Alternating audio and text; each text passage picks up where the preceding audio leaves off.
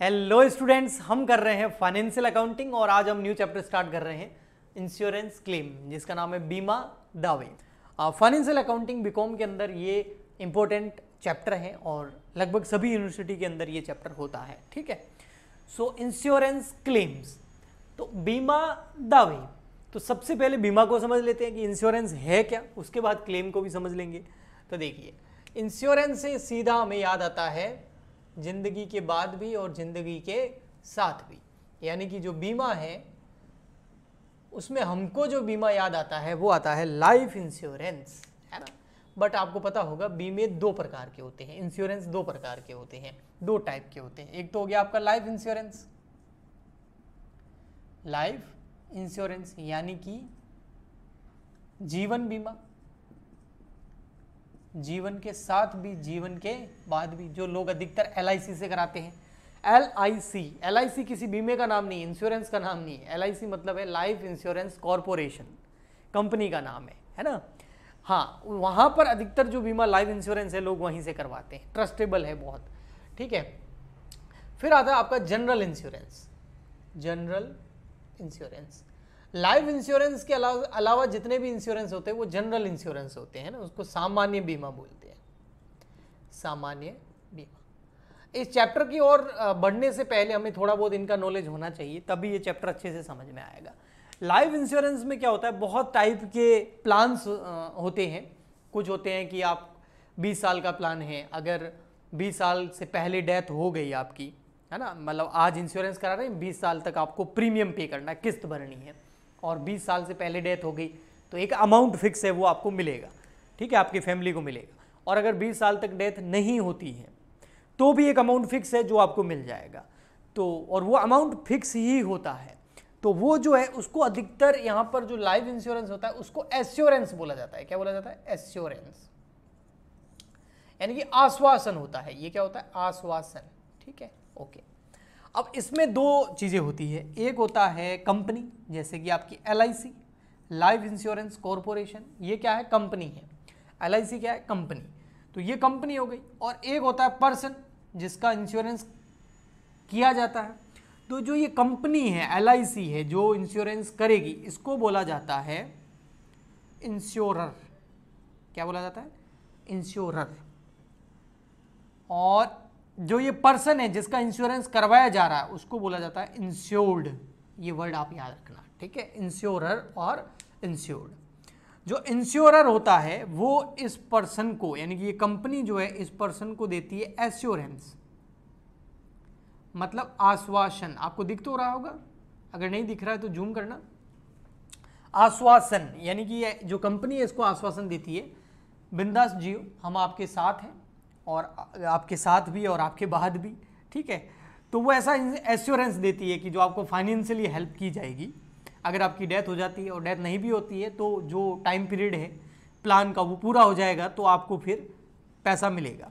इसके बदले में आपको मंथली, क्वार्टरली, ईयरली या लमसम आपको क्या पे करना पड़ेगा? प्रीमियम, जिसको हम किस्त बोलते हैं, वो प्रीमियम आपको पे करना पड़ेगा। तो यहाँ पर मैं दो वर्ड आपको परिचित कराना चाहूँगा, वो एक है इंश्योरर यानी कि वो कंपनी, और एक होता है इंश्योर्ड यानी कि आपका पर्सन जिसका इंश्योरेंस किया हुआ जा रहा है। ठीक है, ओके। और ये जो किस्त पे करता है उसको क्या बोलते हैं? प्रीमियम बोलते हैं। बट हमारे यहाँ पर अभी इस चैप्टर में लाइफ इंश्योरेंस हमको नहीं करना है, ठीक है, वो अलग है। हमको अभी पूरा अधिकतर कॉर्पोरेट अकाउंटिंग के साथ में इसका एक चैप्टर आ जाता है लाइफ इंश्योरेंस का। ठीक है, अभी हमको जो है हमारे अभी बीकॉम के सिलेबस में फाइनेंशियल अकाउंटिंग में वो है जनरल इंश्योरेंस, यानी कि सामान्य बीमा।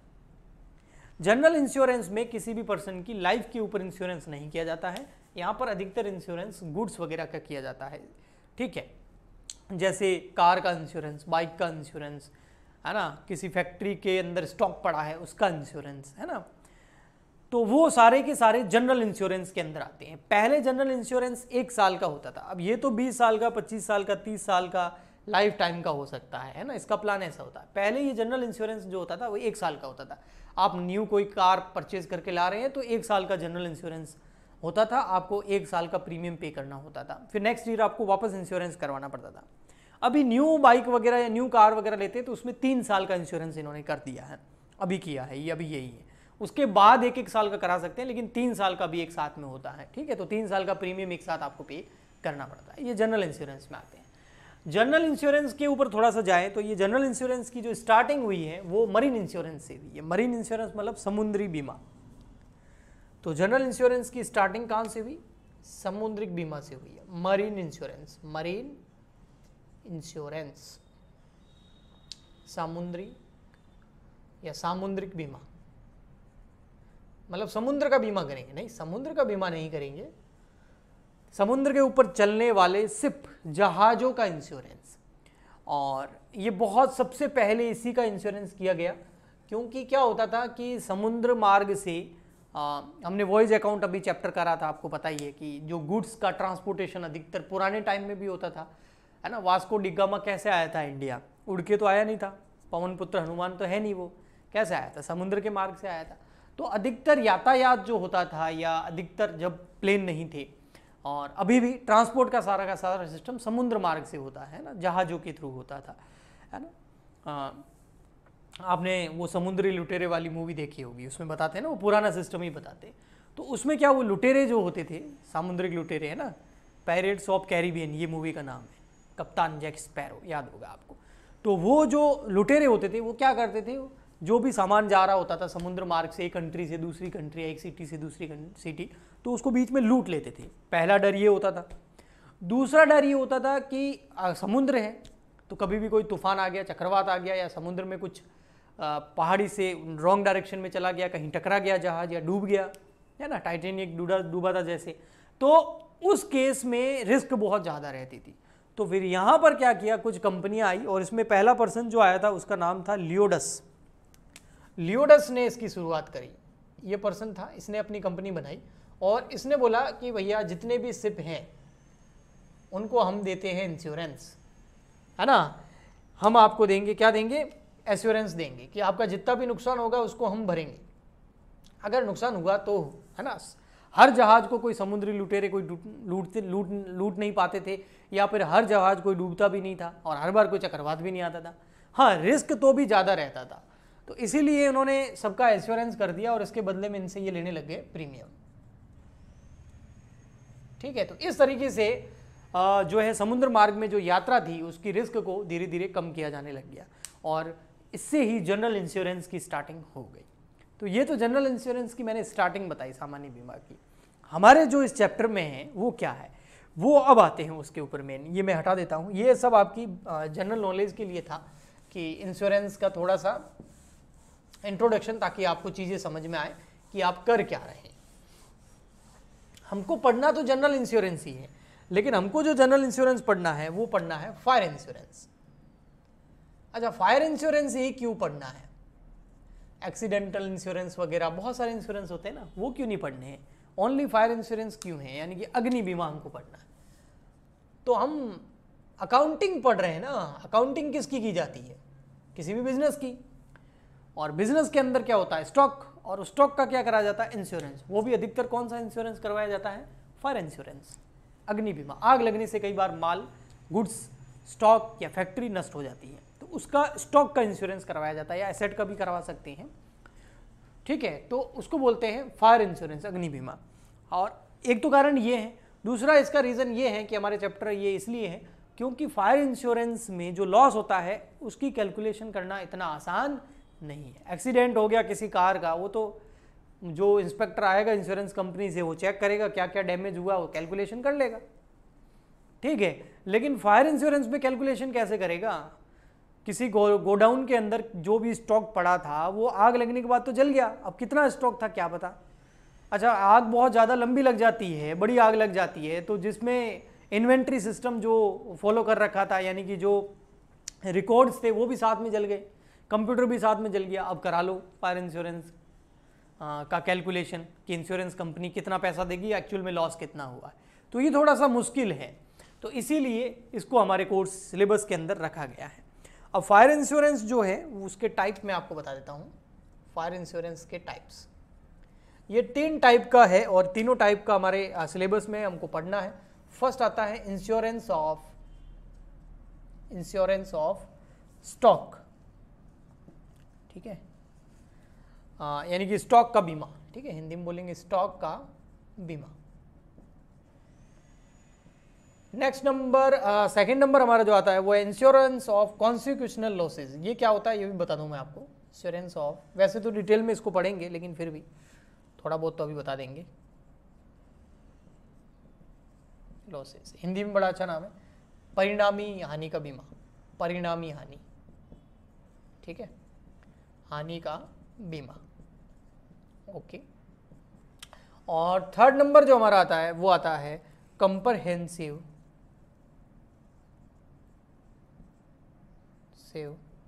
इंश्योरेंस, यानी कि व्यापक बीमा, इसको बोलते हैं व्यापक बीमा, व्यापक बीमा, ठीक है, हिंदी में ये बोलते हैं इसको। ओके, तीन तरह के इंश्योरेंस कराए जाते हैं। कौन से? Fire insurance, insurance of stock, इसमें स्टॉक का इंश्योरेंस कराया जाता है। इंश्योरेंस ऑफ कॉन्सिक्यूशनल लॉसेस, ये कहता है कि जैसे आग लग गई, ठीक है, और आग लगने की वजह से स्टॉक जल गया, मान लेते हैं हमारा 2 लाख का स्टॉक जल गया, इंश्योरेंस कंपनी ने हमको 2 लाख रुपए देती है, बस हो गया, इतना ही नुकसान हुआ क्या?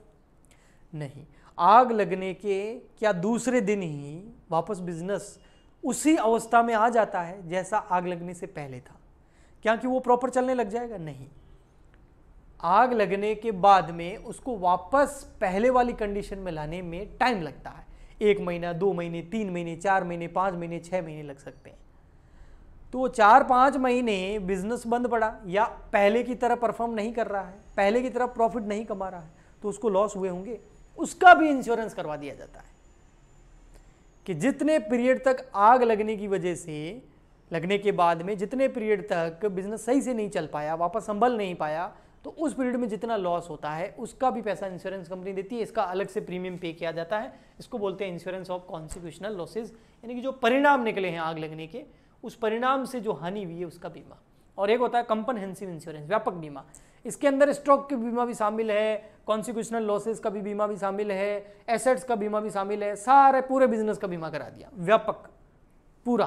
ओके, ठीक, चलिए और आगे बढ़ते हैं हम। और जो इंश्योरेंस ऑफ स्टॉक है, इससे रिलेटेड कुछ टर्मिनोलॉजी है, जो यानी कि कुछ शब्दावली है, उसको देखते हैं। इंश्योरेंस ऑफ स्टॉक,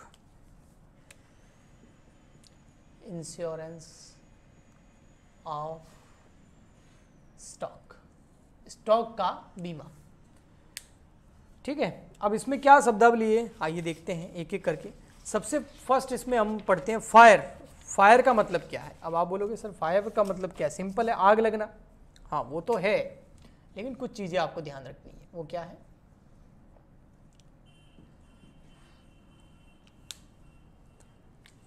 फायर किस कारण लगी? एक तो नेचुरल या नॉर्मल कारण, एक हो सकते हैं एबनॉर्मल, असामान्य। नॉर्मल का मतलब है कोई चिंगारी उठ गई है ना, या कोई शॉर्ट सर्किट वगैरह कुछ ऐसा हो गया है ना, तो उस वजह से आग लग गई हो, या नेचुरल डिजास्टर आ गया कोई, तो वो नॉर्मल कारण हो गई। एक एबनॉर्मल कारण का मतलब होता है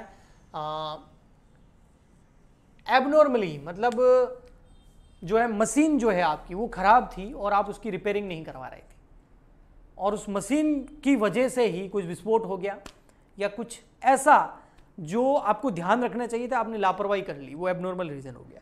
उसका वो कंपनी क्लेम तभी पे करेगी जब आप कुछ एक्स्ट्रा एडिशनल प्रीमियम पे करेंगे।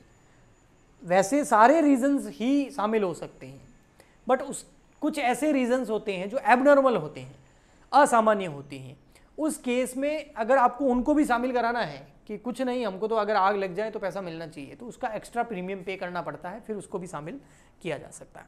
फिर आता है लॉस, हानि। आग लगने की वजह से लॉस कितना हुआ? अब लॉस देखो, मान लेते हैं फॉर एग्जांपल के लिए आपने जो इंश्योरेंस करवा रखा है, इंश्योरेंस कवर करवा रखा है, वो आपने 50,000 रुपए के स्टॉक का इंश्योरेंस करा रखा है। आपके पास 50,000 रुपए का स्टॉक है और उसका आपने इंश्योरेंस करा रखा है। मान लेते हैं लॉस हो गया। अब ऐसा तो है नहीं आग से पूरा ही माल जल गया, कुछ तो बचाया भी होगा, कुछ बच भी गया होगा, आग बुझा दी होगी, फायर ब्रिगेड आ गई होगी। हाँ, तो मान लेते हैं लॉस जो हो गया, आपने 50,000 का इंश्योरेंस करा रखा है और लॉस हो गया आपको 30,000 रुपए का। अब आप बताइए इंश्योरेंस कंपनी आपको कितने रुपए देगी, जितना लॉस हुआ है या जितने का इंश्योरेंस करवा रखा है, जितना लॉस हुआ है। अगर मान लेते हैं लॉस हो गया ज़्यादा, आपको लॉस हो गया 60,000 रुपये का, अब इंश्योरेंस कंपनी कितने देगी, 60,000 रुपये नहीं, फिर कितने देगी, 50। तो ये तो सिंपल सी बात है ना, आपने 50 का इंश्योरेंस कराया, 60 का थोड़ी कराया है, 50 ही मिलेंगे। यहाँ पर 50 का तो इंश्योरेंस कराया लेकिन लॉस 30 का ही हुआ तो 30 मिलेंगे। ठीक, तो ये चीज़ आप ध्यान रखना लॉस कैलकुलेट करते टाइम। इसमें आगे को एक और चीज़ आती है, वो बता देता हूँ, वो बड़ी अच्छी है फायर और लॉस के बाद में, वो है एवरेज क्लोज। ये आगे बहुत अच्छा पॉइंट है जो आपके हर क्वेश्चन के अंदर एवरेज क्लोज निकालना होगा। एवरेज क्लोज, इसको बोलते हैं औसत धारा। ओसो धारा नहीं है, एक ओसो धारा भी है, वो नहीं है, औसत धारा है। ठीक है, एवरेज क्लोज ये क्या है मैं आपको समझाता हूं। मान लेते हमने इंश्योरेंस करवाया 80,000 रुपए का, इंश्योरेंस कितने का करवाया, 80,000 रुपीज का स्टॉक है, उसका हमने इंश्योरेंस करवाया। ठीक है, लेकिन एक्चुअल में हमारे स्टॉक में जो माल पड़ा है, जो गुड्स पड़ा है, उसकी वैल्यू है 1 लाख रुपीज।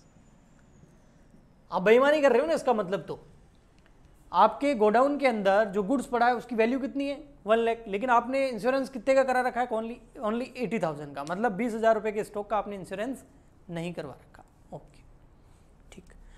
अब मान लेते हैं आपको हो गया लॉस, आग लग गई, लॉस हो गया, और लॉस हो गया आपको 60,000 रुपीज का, 60,000 रुपए का लॉस बाय फायर हो गया, माल जल गया, 60,000 रुपए का गुड्स डिस्ट्रॉय हो गया आग लगने की वजह से। अब मुझे बताइए कि क्लेम कितना मिलेगा। क्या क्लेम पूरा 60,000 रुपीज कंपनी पे करेगी? नहीं, आपने बेईमानी करी है ना, तो कंपनी आपको 60,000 रुपये पे नहीं करेगी। भले ही आपने 80 का इंश्योरेंस करा रखा है तो भी आपको 60,000 रुपये पे नहीं करेगी, क्योंकि कंपनी का मानना है कि ये जो 60,000 रुपये का जो आपका गुड्स जल गया है, उसमें कुछ तो गुड्स ऐसा होगा जिसका आपने इंश्योरेंस करवाया है, और कुछ गुड्स ऐसा भी जला होगा जिसका इंश्योरेंस नहीं करवाया। तो इसका मतलब इसमें सारा वो गुड्स थोड़ी है जिसका इंश्योरेंस करवाया है, कुछ ऐसा भी शामिल है जिसका इंश्योरेंस नहीं करवाया हुआ है ना। हाँ, अगर 1 लाख का पूरा इंश्योरेंस करवा देते तो फिर 60 मिल जाती। इसका मतलब आपके पास जो गुड्स पड़ा था वो कितने का था, 1 लाख का, आपने इंश्योरेंस कितने का कराया, 80,000 रुपीज का। मतलब जो आपके पास गुड्स पड़ा था उसका ओनली अब देखा जाए तो 80% ही आपने इंश्योरेंस करवाया, पूरा 100% इंश्योरेंस नहीं कराया। तो जितना लॉस हुआ है, लॉस कितना हुआ, 60,000 रुपए का, तो उसमें भी आपको क्लेम ओनली कितना मिलेगा, 60,000 का कितना परसेंट, 80%, क्योंकि इंश्योरेंस आपने पूरे गुड्स का नहीं कराया। तो यह आ जाएगा 48,000। इस चीज को आप डायरेक्ट ऐसे भी कैलकुलेट कर सकते हो, आप पूरा उसका परसेंटेज कैलकुलेट मत करो, आप सीधा लिख दो कि 1 लाख का गुड्स था, इंश्योरेंस कराया 80,000 का, तो 60,000 का लॉस होने पर क्लेम कितना, 48,000। बात वही है, जैसा आपको सही लगे। ये हो गया आपका एवरेज क्लॉज। फिर लास्ट पॉइंट आता है 4th नंबर, वो है साल्वेज वैल्यू। साल्वेज हिंदी में बोलते हैं बचाया हुआ गुड्स,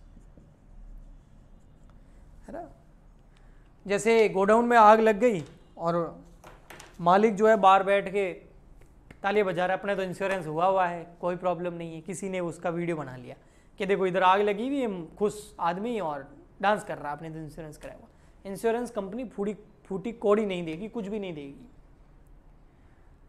मतलब ये है कि जब भी आग लगती है, चाहे इंश्योरेंस कराया हो चाहे ना हो, आपको पूरी कोशिश करनी है उसमें से जितना स्टॉक बचा सकते हैं वो बचाएं, जितना उसको आग को कम किया जा सकता है, बुझाया जा सकता है बुझाएं। फायर ब्रिगेड को टाइम पे इंफॉर्मेशन दे, कॉल करें। आपको पूरी कोशिश करनी है कि कम से कम नुकसान हो। तो साल्वेज वैल्यू का मतलब वही है कि आपने कुछ ना कुछ गुड्स बचाया ज़रूर होगा, उसको बोलते हैं साल्वेज वैल्यू। जब हम अकाउंटिंग करेंगे, जब क्लेम को कैलकुलेट करेंगे, तब हमारी ये साल्वेज वैल्यू वाला गुड्स जो है ये काम आएगा, इसको हम लेस करेंगे। मैंने यहाँ पर क्वेश्चन लिख रखा है अच्छे से, तो मैं यहाँ पर पढ़ लेता हूँ, आप इसको देखिएगा और इसको हम सॉल्व करेंगे अभी, ठीक है। तो यहाँ लिखा हुआ है अ फायर ब्रोक आउट, एक आग लगने की घटना हो गई in the godown of a businessman, किसी बिजनेसमैन के गोडाउन के अंदर आग लग गई। डेट बहुत इंपॉर्टेंट है, वो है 31 दिसंबर 2020। ये क्या है? ये है डेट ऑफ फायर। तो ये डेट बेटा ध्यान रखना, बहुत ज़्यादा इंपॉर्टेंट डेट होती है जिस दिन आग लगती है गोडाउन के अंदर, बिजनेस के अंदर, डेट ऑफ फायर। ठीक। But the books of accounts and goods valued 550 were saved. अच्छा, हुआ क्या? आग लगी। ओके।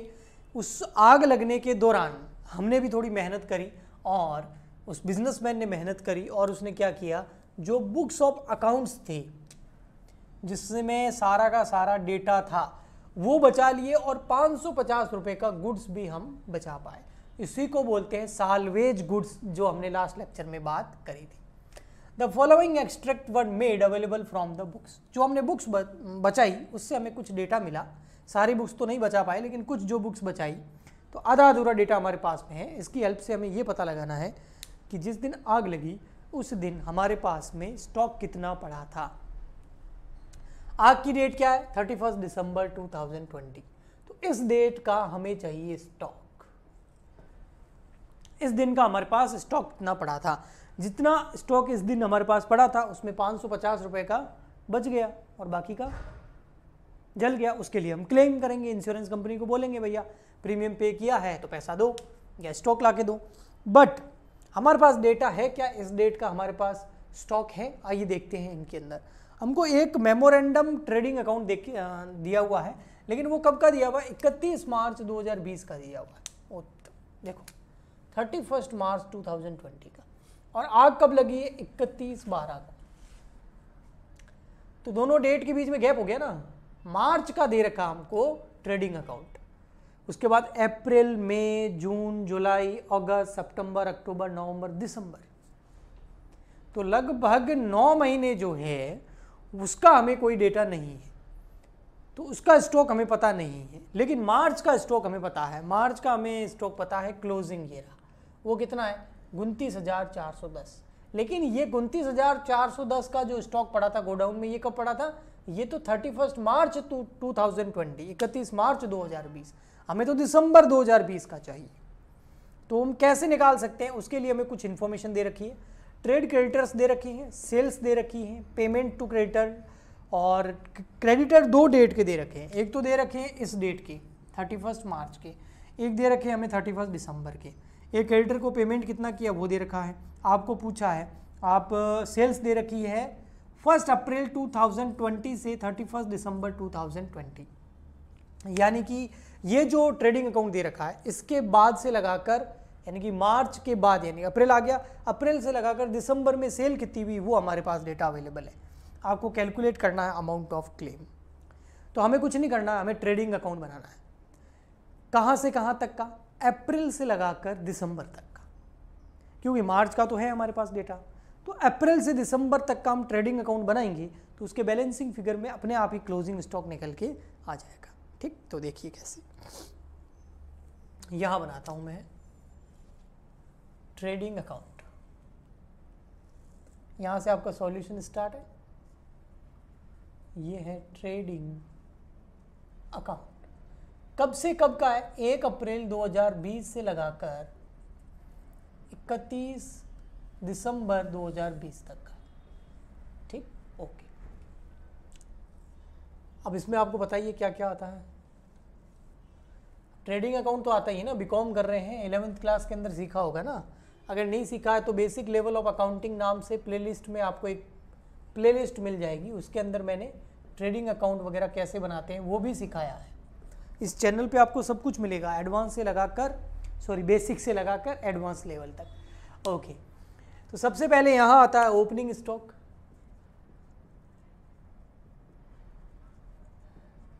अब जो 31 मार्च 2020 का क्लोजिंग है वो 1 अप्रैल को क्या बन जाएगा? अगले दिन का क्या बन जाएगा? ओपनिंग। तो ओपनिंग स्टॉक तो दिया हुआ है 29,410। और क्या आएगी यहाँ पर? परचेजेस।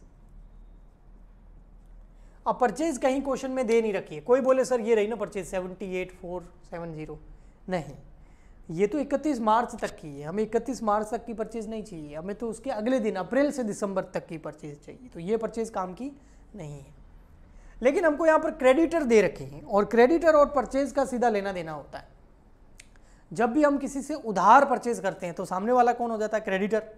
तो क्रेडिटर का ओपनिंग क्लोजिंग बैलेंस दे रखा है, उसको पेमेंट कितना किया हुआ वो दे रखा है, तो हम आराम से परचेज कितनी है वो कैलकुलेट कर सकते हैं। कैसे? ट्रेडिंग अकाउंट बना करके। तो आइए मैं इसके नीचे बना देता हूँ ट्रेडिंग अकाउंट। यहाँ पर ट्रेडिंग अकाउंट के नीचे बना देता हूँ, ट्रेडिंग अकाउंट नहीं, क्रेडिटर अकाउंट। तो क्रेडिटर अकाउंट बना करके हम परचेज का अमाउंट आराम से पता कर सकते हैं। तो ये है हमारा क्रेडिटर्स अकाउंट। ऐसा होता है डेबिट साइड और ये हो गई आपकी क्रेडिट साइड। ठीक है। क्रेडिटर जो होते हैं ना वो लायबिलिटी होती है। क्रेडिटर क्या होते हैं? लायबिलिटी होती है। और लायबिलिटी का कोई भी आप अकाउंट बनाएंगे, चाहे क्रेडिटर अकाउंट, चाहे कैपिटल अकाउंट, चाहे लोन अकाउंट, तो लायबिलिटी ऑलवेज क्रेडिट होती है मॉडर्न रूल के हिसाब से। इसलिए इसका ओपनिंग बैलेंस हमेशा किस साइड में आएगा? क्रेडिट साइड में। तो इधर हम लिखेंगे बाय बैलेंस BD। अच्छा, ये क्रेडिटर अकाउंट भी कौन से पीरियड का है? 1 अप्रैल 2020 से 31 दिसंबर 2020 तक का है। ओके, सो यहां आ गया आपका बैलेंस BD। देखो ओपनिंग क्रेडिटर ये रहे, 31 मार्च के जो क्लोजिंग क्रेडिटर है 1 अप्रैल के क्या हो जाएंगे? ओपनिंग कितने? 12,304। तो यहाँ आ जाएगा 12,304। ओके, फिर उसके बाद में क्लोजिंग बैलेंस वो यहाँ आ जाता है, टू बैलेंस CD नाम से, आपको पता ही है। वो भी क्वेश्चन में दे रखा है। देखो उधर क्लोजिंग बैलेंस दिख रहा है आपको, ये रहा 31/12/2020 को, है ना। 31/12/2020 क्लोजिंग डेट हो गई। उस डेट का हमको क्रेडिटर दे रखा है 11,056। ओके, ठीक। अब और क्या दे रखा है? ये हो गया, ये हो गया। सेल्स इसमें आती नहीं है, ये तो परचेज से रिलेटेड है क्रेडिटर। तो हाँ, पेमेंट किया क्रेडिटर को, और जब भी क्रेडिटर को पेमेंट करेंगे तो क्रेडिटर कम होंगे, तो डेबिट में टू कैश। हमने क्रेडिटर को पेमेंट कितना किया? 44,008 रुपीज़, 44,008 रुपये।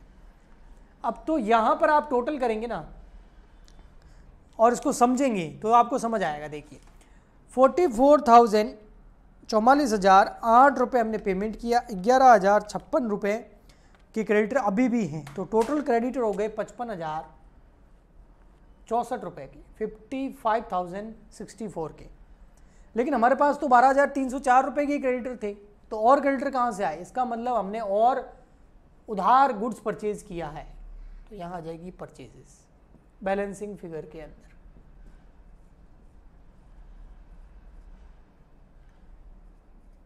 ठीक है, कितनी आ गई?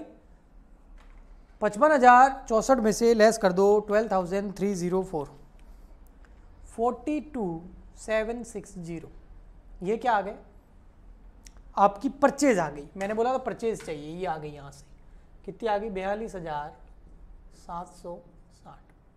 ये कैसे आई? Working note number 1। ये आपका वर्किंग नोट नंबर 1। ओके, और क्या चाहिए? और चाहिए हमें सेल्स। जैसे परचेज वैसे सेल्स चाहिए। सेल्स आपको क्वेश्चन में दे रखी है, ये देखो उधर, उधर देखना, इधर दिखा रहा हूँ आपको क्वेश्चन। सेल्स में देखिए ये रही, 1 अप्रैल से लगाकर 31 दिसंबर की सेल, हमको वही चाहिए। 1 अप्रैल से 31 दिसंबर की सेल कितनी दे रखी है? वो दे रखी है 54,600 रुपये। तो यहाँ आ जाएगा 54,600। क्लोजिंग स्टॉक के लिए ही ये सब कुछ कर रहे हैं, लेकिन क्लोजिंग स्टॉक हमें पता नहीं है। तो क्लोजिंग स्टॉक आएगा हमारा बैलेंसिंग फिगर से। अब कोई बोले सर इसमें तो प्रॉफिट आता है ना, ग्रॉस प्रॉफिट या ग्रॉस लॉस, वो आता है बैलेंसिंग फिगर से। आप क्लोजिंग स्टॉक कैसे निकालेंगे बैलेंसिंग फिगर से? मैं कह रहा हूँ जीपी हम कैलकुलेट कर सकते हैं। वो कैसे? ये देखो, अब इधर क्वेश्चन में देखना, ग्रॉस प्रॉफिट कितना है? देखो 14,700 पिछले पीरियड का, है ना, मार्च तक का। और मार्च तक की सेल्स कितनी है? 98,000। तो हम जीपी का परसेंटेज नहीं निकाल सकते? बिल्कुल निकाल सकते हैं कि जीपी का परसेंटेज कितना है। तो हम जीपी रेट निकाल देंगे। क्या निकाल देंगे? GP rate. GP rate previous data के बेसिस पे 14,700 रुपये का प्रॉफिट है कितनी सेल पर? 98,000 की, इनटू कर दो 100, तो आपके पास जीपी रेट आ जाएगी, ग्रॉस प्रॉफिट की रेट आ जाएगी आपके पास।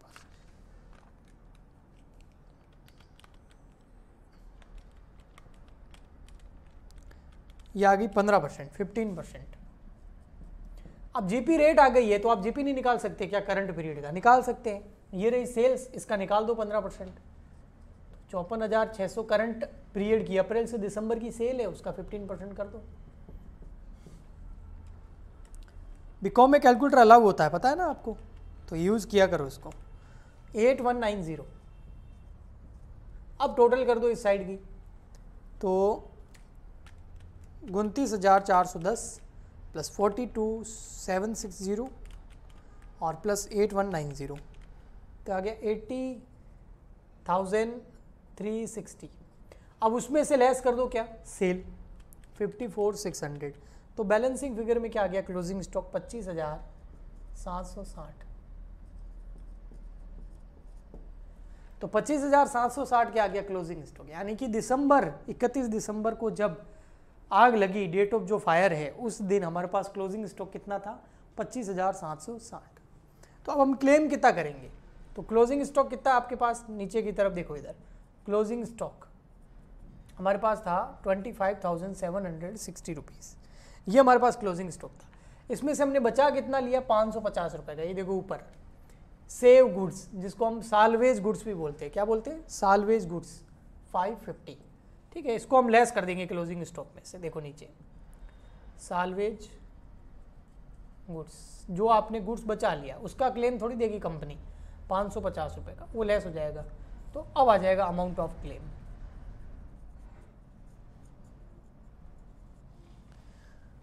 लेस कर देंगे 550, तो यहाँ आ जाएगा 25,210 रुपीज़। ये गया अमाउंट ऑफ क्लेम।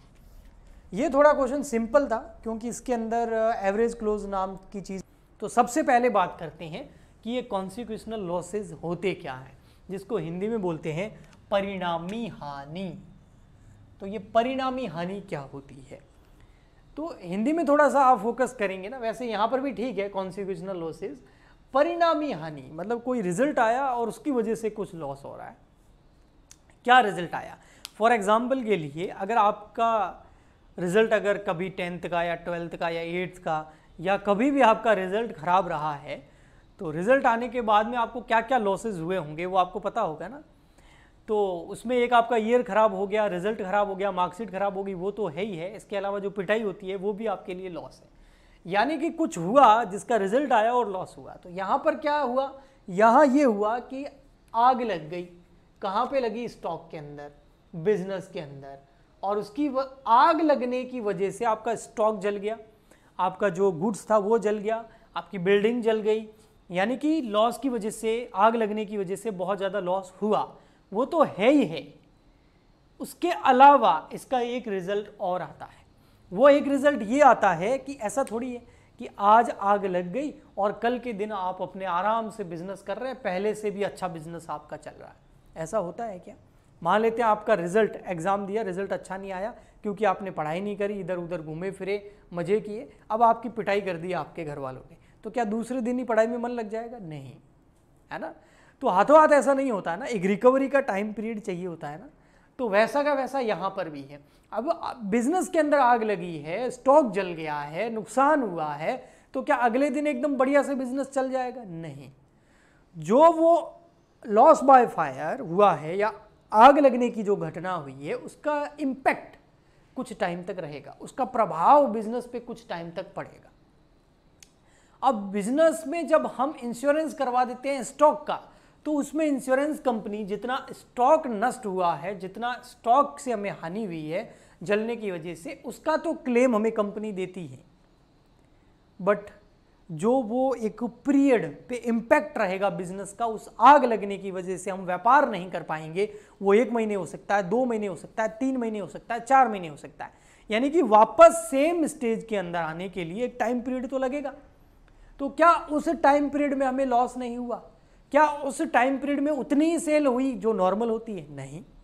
क्या उस टाइम पीरियड में हम उतना ही प्रॉफिट कमाएंगे जितना हम नॉर्मल कमाते हैं? नहीं। तो उस टाइम पीरियड में बिजनेस प्रभावित होगा ना, तो उसका भी इंश्योरेंस करवा लेना। जी हाँ, उसका भी क्या करवा लेना? इंश्योरेंस करवा लेना। तो उसी को बोलते हैं इंश्योरेंस ऑफ कॉन्सिक्वेशनल लॉसेज।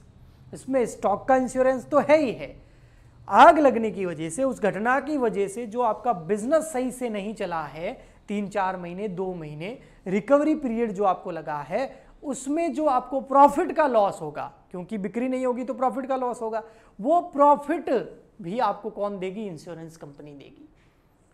तो ऐसा इंश्योरेंस कंपनी क्यों करेगी? ऐसा तब करेगी जब आप प्रीमियम ज्यादा भरेंगे।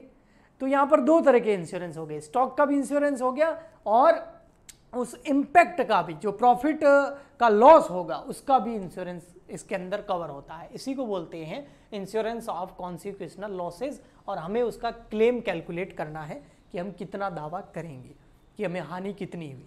अब यहां पर देखिए, आप सीधा सा समझिए, स्टॉक के बारे में तो हम बड़ा अच्छे से बता सकते हैं कि इस दिन हमारे गोडाउन के अंदर इतना स्टॉक पड़ा था और उसका हमें कंपनी जी हमें पैसा दे दीजिए, हमारा स्टॉक इतना जल गया रहा, ये रहा इसका बिल, इतना स्टॉक पड़ा था, ये रहा प्रूफ, ओके। लेकिन आग लगने की वजह से जो 2-3 महीने का कॉन्सिक्यूशनल पीरियड रहेगा, जो इम्पैक्ट वाला पीरियड रहेगा, जिसमें सेल हुई नहीं, बिक्री हुई नहीं या कम हुई, तो हमें कैसे पता चलेगा कि हमें कितना प्रॉफिट हो जाता अगर आग नहीं लगती? तो वो तो पता नहीं चल सकता ना। तो उसका अनुमान लगाने के लिए कुछ स्टेप्स होते हैं, वो हम देखेंगे, ओके। अब देखिए इधर क्या क्या पॉइंट्स आपको अच्छे से समझने होते हैं। तो सबसे फर्स्ट इसमें एक चीज समझनी होती है, वो होती है insured standing charges. Insured standing charges, ठीक है, इंश्योर्ड स्टैंडिंग चार्जेस।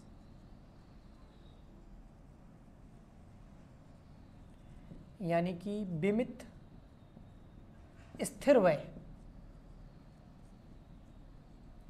अब देखो किसी भी बिजनेस के अंदर, अभी मैं क्या बात कर रहा हूं देखना समझना, अभी मैं बात कर रहा हूं उस पीरियड की, जैसे आग लग गई हमारी 1 जुलाई को, और 1 जुलाई को आग लगने की वजह से हमारा बिजनेस जो है 3 महीने तक अच्छे से नहीं चला। यानी कि 1 जुलाई से लगाकर जुलाई के बाद, जुलाई पूरा महीना, अगस्त पूरा महीना और सितंबर पूरा महीना, यानी कि 30 सितंबर तक। तो 3 महीने हमारा बिजनेस जो है वो सही से नहीं चला। अब 3 महीने अगर बिजनेस चला ही नहीं है तो इस 3 महीने का हमको प्रॉफिट नहीं होगा। तो जितना प्रॉफिट हम कमा सकते थे हमारी कैपेसिटी के हिसाब से, और जितना हमने नहीं कमाया वो हमें इंश्योरेंस कंपनी देगी, ओके। इसके अलावा अब 3 महीने अगर बिजनेस चलता, मैन्युफैक्चरिंग होती, तो हमारे पास दो तरह के खर्चे होते, एक वेरिएबल और एक फिक्स। आपको पता है ना, ये तो बिल्कुल नॉर्मल चीज होती है। वेरिएबल यानी कि आपके परिवर्तनशील व्यय, और फिक्स यानी कि जो स्थिर व्यय होते हैं। वेरिएबल खर्चे वो होते हैं जब हम प्रोडक्शन करते हैं तो लगते हैं, जैसे रॉ मटेरियल हो गया, लेबर हो गया, डायरेक्ट एक्सपेंस हो गए। यानी कि प्रोडक्शन होगा तो वेरिएबल खर्चे होंगे, प्रोडक्शन होगा ही नहीं तो वेरिएबल खर्चे होंगे नहीं। यहां मैं कह रहा हूं 3 महीने बिजनेस चला ही नहीं, फैक्ट्री में तो आग लग गई थी, फैक्ट्री बंद पड़ी थी, इसका मतलब ना मटेरियल लगा, ना लेबर लगा, ना डायरेक्ट खर्चे लगे। तो इसका मतलब 3 महीने प्रोडक्शन बंद था, उत्पादन बंद था, तो वेरिएबल खर्चे तो लगे ही नहीं, ओके। तो वो तो हमारा बच गया पैसा, मटेरियल लगा नहीं, लेबर लगा नहीं, ओवरहेड लगा नहीं, ओके। बट वेरिएबल खर्चे नहीं लगे होंगे, ओके, परिवर्तनशील खर्चे नहीं लगे होंगे, लेकिन फिक्स्ड कॉस्ट तो लगी होगी। फिक्स्ड कॉस्ट में क्या आता है? उस फैक्ट्री का रेंट, उस फैक्ट्री का रेंट, एग्जांपल के लिए रेंट तो पे करना ही पड़ेगा ना आपको, बिजनेस बंद थोड़ी कर रहे हो। बट आप रेंट तो पे कर रहे हैं, ये 3 महीने का रेंट पे कर रहे हैं आप, बट आपको इस 3 महीने में कोई भी सेल नहीं हुई, कोई भी बिजनेस नहीं हुआ। तो अगर आप ये जो 3 महीने का रेंट पे कर रहे हैं, इसका भी इंश्योरेंस करवा देते हैं, तो इसको बोलते हैं इंश्योर्ड स्टैंडिंग चार्जेस। यानी कि फिक्स चार्जेस जो है आपको पता है वो लगेंगे, चाहे बिजनेस हो चाहे ना हो, तो आपने उसका भी अगर इंश्योरेंस करा दिया है तो उसको बोलते हैं इंश्योर्ड स्टैंडिंग चार्जेस। और अगर आपने इस फिक्स चार्जेस का इंश्योरेंस नहीं करवाया तो उसको बोलेंगे अनइंश्योर्ड स्टैंडिंग चार्जेस, फिर उसका इंश्योरेंस कंपनी पैसा नहीं देगी। लेकिन अगर आपने इसका इंश्योरेंस करवा दिया तो अब आपको कंपनी, इंश्योरेंस कंपनी कितने तरह का क्लेम देगी। एक आपको जो स्टॉक जल गया उसका क्लेम मिलेगा, एक आपको इस 3 महीने में जो प्रॉफिट होना चाहिए था और नहीं हो गया उसका क्लेम मिलेगा, और एक इस 3 महीने में जो आपके फिक्स खर्चे लगे हैं उसका, जैसे रेंट, उसका भी पैसा कौन देगा? इंश्योरेंस कंपनी देगा। इसको बोलते हैं इंश्योरेंस ऑफ कॉन्सिक्वेशनल लॉसेज। आपने एक तरीके से हर तरफ से अपने आप को क्या कर लिया है? रिस्क फ्री कर लिया है, या हर तरीके से आपने अपने आप को इंश्योर्ड कर लिया है, ओके, ठीक। फिर ऐसे इंश्योरेंस का प्रीमियम भी क्या होता है? हाई होता है। आपको इंश्योर्ड स्टैंडिंग चार्जेस समझ में आ गए होंगे। नेक्स्ट आता है फिर इसके अंदर GP, gross profit. Gross profit जो आप इंश्योरेंस कंपनी के सामने क्लेम करेंगे। ये कैसे आएगा ग्रॉस प्रॉफिट? इसमें आपको क्या लेना है, नेट प्रॉफिट लेना है, जो आपको लॉस हो गया है वो कैलकुलेट कर लेना है। वो कैसे कैलकुलेट करने अभी मैं बताऊंगा आपको, plus insured standing charges, insured standing charges, तो आपका क्या आ जाएगा ग्रॉस प्रॉफिट। इतने के लिए आप क्लेम करेंगे। इसमें स्टॉक के अलावा ये प्रॉफिट का आपको लॉस हुआ है, तो दो चीजें शामिल है, नेट प्रॉफिट जो आपको लॉस हुआ और इंश्योर्ड स्टैंडिंग चार्जेस, तो ग्रॉस प्रॉफिट आ जाएगा। जीपी वो हम ट्रेडिंग अकाउंट बना के निकलते थे, यहां उसकी बात नहीं चल रही है, ये अलग बात चल रही है। ओके, अब यहां पर हम बात करते हैं इन 3 महीनों की। समझना, इस 3 महीने में हमको कितनी सेल होनी चाहिए थी जो नहीं हुई, कितना प्रॉफिट होना चाहिए था जो नहीं हुआ। अगर सेल पता चल जाए तो प्रॉफिट तो मैं कैलकुलेट कर ही सकता हूं। कैसे? जो प्रीवियस ईयर में हमको सेल के ऊपर कितना प्रॉफिट हो रहा है, 10%, 20%, 30%, कितना हो रहा है, तो प्रीवियस ईयर का जो डेटा हमारे पास होगा पिछले 2-3 साल का, तो उनकी हम जो नेट प्रॉफिट या ग्रॉस प्रॉफिट की जो परसेंटेज है वो कैलकुलेट कर सकते हैं। और वो परसेंटेज हो जाएगी तो हमें पता चल जाएगा कि हर बार हमें इतना % प्रॉफिट होता है सेल के ऊपर। अब हमको सेल पता चल जाए, अब सेल कैसे पता चलेगी? अच्छा, इस पीरियड में ऐसा तो है नहीं कि बिल्कुल ही सेल नहीं होगी, हाँ हमेशा होती उतनी नहीं होगी, लेकिन कुछ तो जरूर होगी। तो हम यहां कैलकुलेट करेंगे शॉर्ट सेल, शॉर्ट सेल्स। क्या कैलकुलेट करेंगे? Short cell. अब ये शॉर्ट सेल क्या होती है ना, इसको हिंदी में क्या बोलते हैं मैं आपको वो भी बता देता हूं। बिक्री की कमी की गणना, बिक्री की कमी। ठीक है, अब देखो यहां पर ये है 2000 मान लेते हैं 22, ठीक है, ये आग लगने का पीरियड जो है वो 2022 का है। 3 महीने कौन से हैं? जुलाई 2022, अगस्त 2022 और सितंबर 2022। यहां पर मान लेते हैं हमें सेल हुई है ओनली 20,000 रुपीज की। कितनी सेल हुई है? एक्चुअल सेल कितनी हुई है? 20,000 की। ठीक है, अब देखेंगे हम 2021 में जाएंगे। कहां जाएंगे? 2021 के अंदर। 2021 में जो जुलाई का महीना है, हाँ, वो वहां से लगाकर 2021 में तो आग लगी भी नहीं थी, सेम पीरियड जाना है पिछले। ठीक है, तो वहां से हम 1/9/2022, तो जुलाई अगस्त सितंबर 3 महीने, ये जो घटना घटित वो वाले और ये जो घटना नहीं घटित वो वाले। तो जो घटना घटित हुई है, आग लगी है, उसके जो 3 महीने हमारे प्रभावित रहे, इस 3 महीने जो प्रभावित रहते हैं ना, इसको बोलते हैं इंडेमिनिटी पीरियड। इंडेमिनिटी पीरियड यानी कि क्षतिपूरक अवधि। इंडेमिनिटी पीरियड का मतलब क्या होता है? क्षतिपूरक अवधि, यानी कि इस 3 महीने में हम रिकवर करने की कोशिश कर रहे थे, फिर भी हमने 20,000 की सेल कर दी। तो जो इंडेमिनिटी पीरियड है, एस वो सेम पीरियड प्रीवियस ईयर में देखना है, पिछले गत वर्ष में देखना है, और वहां जाके देखना है कि हमारी जुलाई अगस्त सितंबर में सेल कितनी हुई थी। तो भैया हमारी यहां पर सेल हुई थी, मान लेते हैं 2,50,000, और अभी सेल कितनी हुई? 20,000। इसका मतलब अगर आग नहीं लगती तो अभी भी कम से कम 2,50,000 रुपए की सेल तो होती। ऐसा उससे ज्यादा ही होती ना, क्योंकि हर साल बिजनेस बढ़ता है, नीचे थोड़ी जाता है। तो आपको क्या करना है, ये वाली सेल लेनी है। प्रीवियस ईयर में जो इंडेमिनिटी पीरियड होना चाहिए प्रीवियस ईयर का, उसकी सेल ले लेनी है। वो कितनी होगी? 2,50,000। एक्चुअल में सेल हुई कितनी? 20,000। ओके, इसमें ऐड कर देना है कि प्रीवियस ईयर जितनी थोड़ी होती, कुछ परसेंटेज तो बढ़ता, तो वो परसेंटेज आपको क्वेश्चन में दे रखा होगा। ठीक है, तो मैं मान लेता हूं 10% हमारी इंक्रीमेंट हो जाता, हमारी इंक्रीज हो जाती। अगर इस साल आग नहीं लगती तो 2.5 लाख प्लस 10% कर लेते हैं, 25,000 हो गया ये, तो ये हो गया 2,75,000। तो हमारी इस बार सेल कितनी होनी चाहिए? 275, लेकिन हुई कितनी? एक्चुअल सेल 20,000 की, तो वो हम लेस कर देंगे। एक्चुअल सेल वो कितनी है? 20,000, वो हम लेस कर देंगे, तो कितना आ जाएगा? 2,65,55, 2,55,000 रुपये। तो ये हो गया आपका क्या? शॉर्ट सेल निकल के आ गई, ये शॉर्ट सेल है। अब ये शॉर्ट सेल निकल के आ गई, अब जीपी रेट आप पता कर लेंगे, या क्वेश्चन में कई बार दिया हुआ भी होता है कि प्रीवियस ईयर का जीपी रेट ये है, या प्रीवियस ईयर की आपको सेल और ग्रॉस प्रॉफिट दे रखा होगा, आप जीपी रेट निकाल देंगे। और मान लेते हैं हमारा जीपी रेट जो है वो है 20%, तो अब आपका आ जाएगा जो आपको लॉस हुआ है प्रॉफिट का, loss of profit, loss of profit. Loss of profit का फॉर्मूला क्या है? शॉर्ट सेल ले लो, शॉर्ट सेल और जीपी रेट से मल्टीप्लाई कर दो, ठीक है, जीपी रेट। तो शॉर्ट सेल कितनी हमारी, ये रही 2,55,000, और जीपी रेट मान लेते हैं क्वेश्चन में 20% दे रखी है, तो 20% कर लो। तो 2,55,000 का कितना कर लेंगे हम, 20%, 2,55,000 शॉर्ट सेल हुई, इतनी बिक्री नहीं हुई, उसका 20% कर लो, 51,000 रुपये।